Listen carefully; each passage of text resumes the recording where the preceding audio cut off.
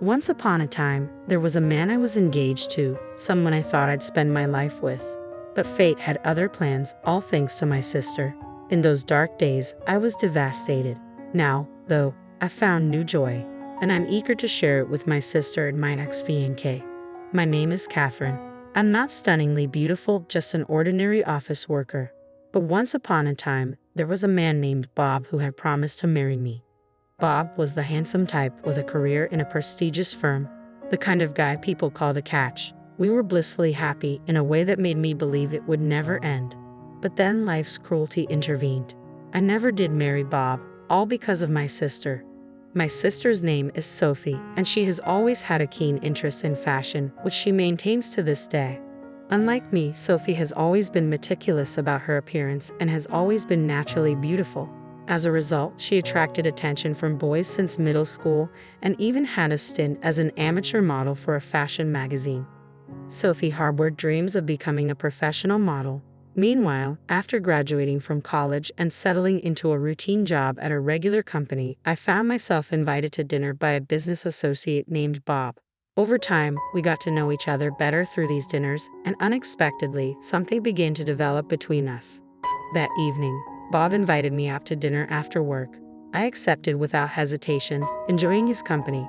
On our way back, Bob surprised me by confessing his feelings. Though taken aback, I realized I had feelings for him too, and so began our relationship.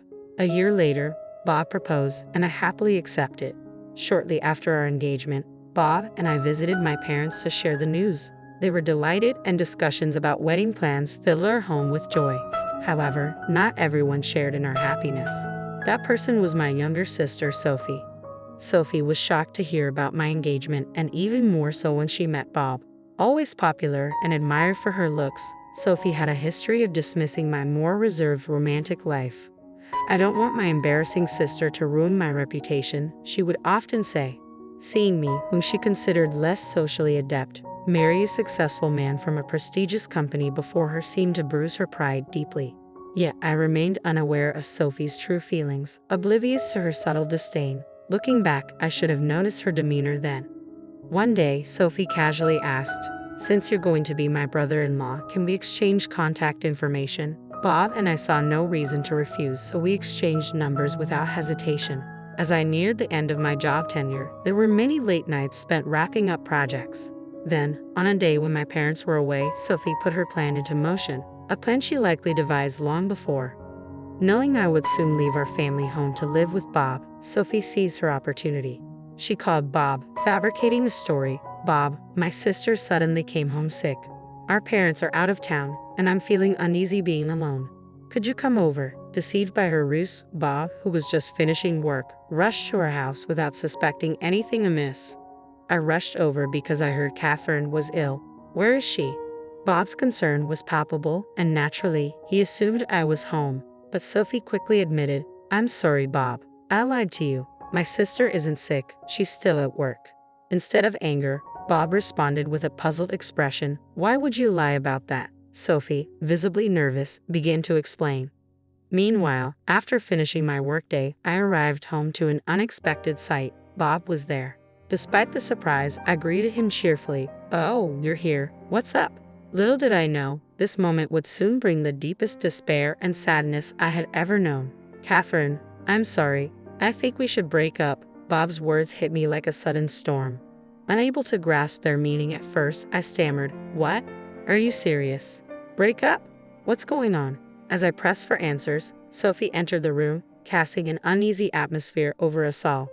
"Catherine, the truth is, I've been seeing Sophie. I'm sorry, but I've fallen in love with her more than I realized." Bob's words left me stunned and confused. Still reeling from the shock, Sophie added, "I'm sorry, Catherine, but Bob has decided to marry me." I felt utterly lost and devastated. Then Sophie, with an awkward attempt at comfort, said, "You might not want to attend our wedding ceremony, but please come to the reception, won't you?" Tears were all I could manage. Sophie had stolen my fiancé away from me. I felt abandoned, and the pain was overwhelming. My parents were deeply concerned, watching helplessly as I withdrew into my room. Having already quit my job, I felt utterly powerless. Messages from my former coworkers asking about the wedding plans only intensified my sorrow. I could only reply, explaining it would be a simple family affair. Months later, I found myself in a new and unfamiliar place, determined to begin anew and find true happiness. After the painful breakup with Bob, I had withdrawn for a time, but a newfound determination welled up inside me. Why should I continue to suffer? It was time to move on. Things progressed swiftly from there. I spoke with my parents, deciding to leave home and start afresh in a completely different environment. The new place was serene, surrounded by lush greenery. My parents supported my decision wholeheartedly, assisting me greatly with the relocation. Shortly after settling in, while taking a moment to relax, my mom approached me with surprising news. "You were in your room. Bob visited. He explained everything that happened between you two and apologized." I couldn't fathom why my parents were apologizing. What Bob had done was beyond forgiveness. Yet there they were, even kneeling in remorse. "We've also heard about Sophie. We understand you can't forgive her, Catherine, but she's our daughter too," my parents explained, visibly torn. My parents were deeply troubled by Sophie's actions, knowing the pain she had caused me. Despite their disapproval, Sophie seemed to have made her choice and went to Bob. From then on, Bob began a daily ritual of coming to our house, pleading for forgiveness and seeking approval for his marriage to Sophie. Faced with Bob's persistence, my parents eventually felt compelled to relent. That's why they apologized to me for accepting his union with Sophie. "I honestly don't dwell on it anymore, but I understand how you feel," I replied with a bittersweet smile, holding back the tears. My mom was visibly emotional, while my dad wore a pained expression of apology. Despite everything, I reassured him, "When I have children, I'll lean on you both a lot." Their faces softened into smiles at my words. Mom, still teary-eyed, added, "Don't hesitate to reach out if you need anything." As I settled into my new life and found some peace of mind, I began working at a cozy little restaurant. The team was small, but the atmosphere was bright and welcoming, which I appreciated greatly. The banter among the staff, especially the teasing directed at the manager Steve, added to the warmth of the place. A few months into my job, a pivotal event unfolded that would shape my future.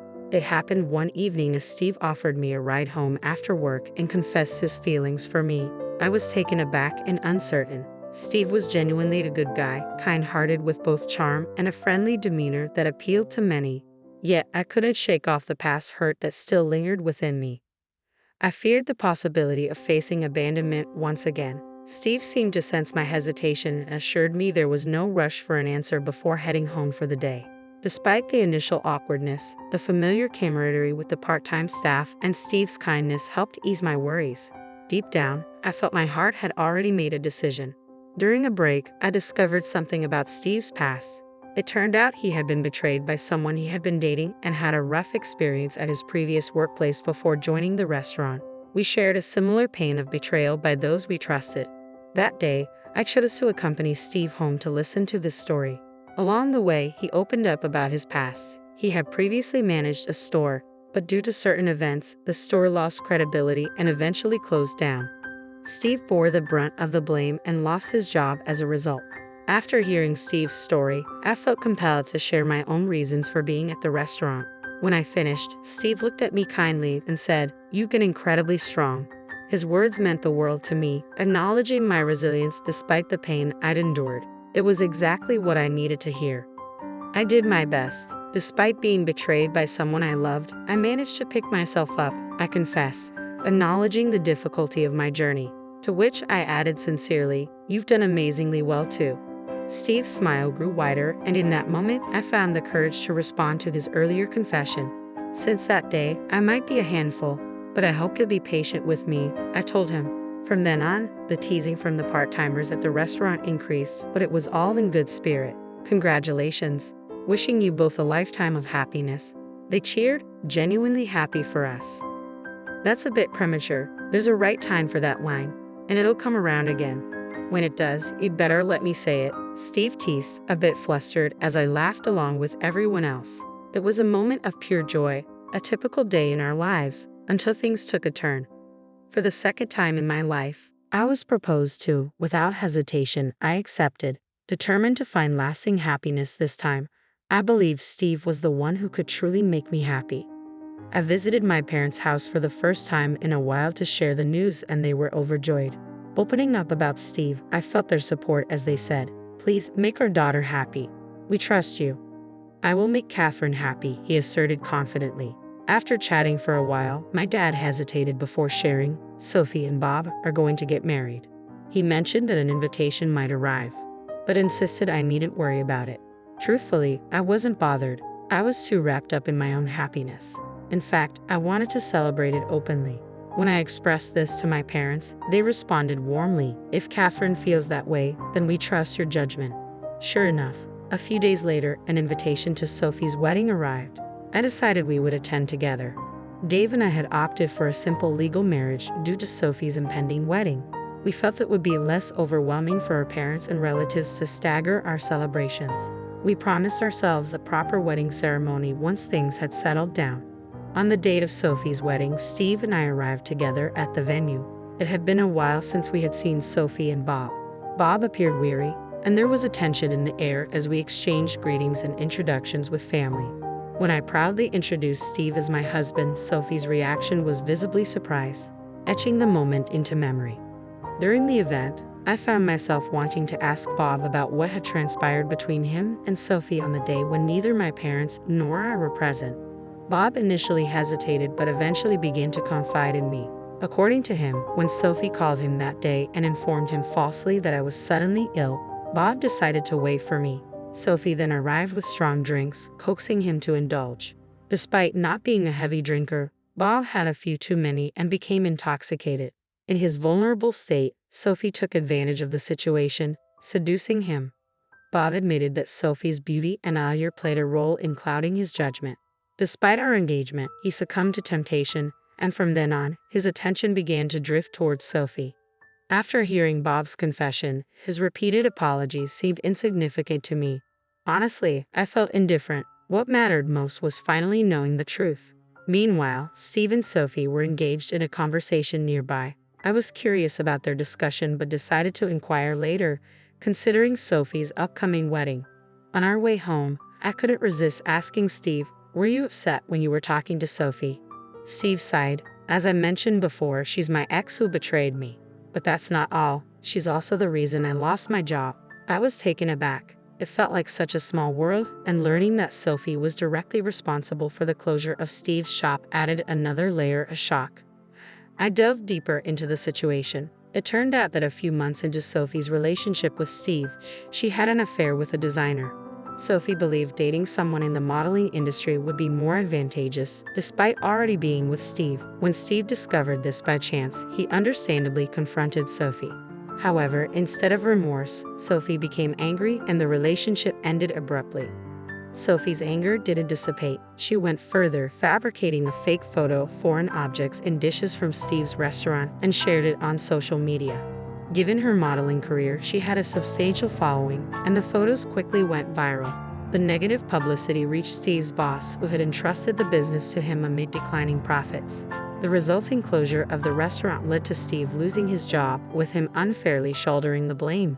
Steve harbored deep resentment over the incident. Not knowing the true culprit behind the fabricated photo, he was left without a target for his anger.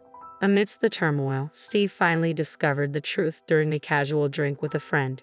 His girlfriend's friend had seen Sophie boasting on social media about causing the closure of a restaurant. Unaware that the restaurant belonged to Steve, the friend relayed this information to Steve. Though Steve now knew who was responsible, it was too late to take any action, so he resolved to make a fresh start elsewhere.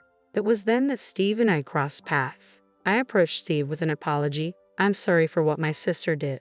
I'm the sister of the person who caused so much trouble in your life. I didn't know how to face you. I was afraid you might hate me." Steve's response was unexpectedly kind. "It's all in the past, Catherine. None of this was your fault." His words brought me immense relief, reaffirming our decision to pursue happiness together once more. Later, Sophie faced consequences for her actions. She had arranged a photo shoot at an unexpected location, our home, known for its lush greenery and picturesque backdrop, ideal for modeling. The shoot was evidently part of her ambition to pursue a modeling career. The incident took place during dinner at a restaurant she had visited, which happened to be Steve's. Since I no longer worked at Steve's restaurant, I heard about this incident afterward. Upon recognizing Sophie at the entrance, Steve promptly intervened, stating firmly, "I'm sorry, but I can't allow you to enter." He refused Sophie and her group access, prompting the staff to inquire about the situation. Steve proceeded to disclose Sophie's past actions and the hardships he had endured because of her. "She has a criminal record, and I have evidence to support it. I can't risk a repeat of past troubles, so I must refuse her entry." There was stunned silence among the staff, and Sophie visibly paled at Steve's words. Moreover, Steve declared his intention to inform the president of the company where Sophie was poised to start about her troubled history. The individual who had scouted Sophie was taken aback and urged Steve to reconsider, but Steve remained resolute in his decision. As a result, Sophie's scheduled photoshoot was canceled, and news of the incident spread throughout the industry, shattering her aspirations of becoming a model. No one wanted to associate with someone who had caused such a significant scandal in the past. Adding to this, I learned from my mom that Bob's company had been experiencing declining performance lately, and he was now under consideration for demotion. She appeared concerned about what the future held for both of them. Despite the tumultuous events, Steve and I continued to enjoy our days together happily. Today marks the eve of our long-awaited wedding. We've both overcome challenges in the past, but now we're filled with joy. There's also a new life growing within me. Congratulations. Wishing you a lifetime of happiness. The staff from the restaurant where we first met cheerfully repeat this familiar phrase. "Thank you," I respond gratefully, stating before everyone, I pledge to cherish our family always and to seek happiness forevermore.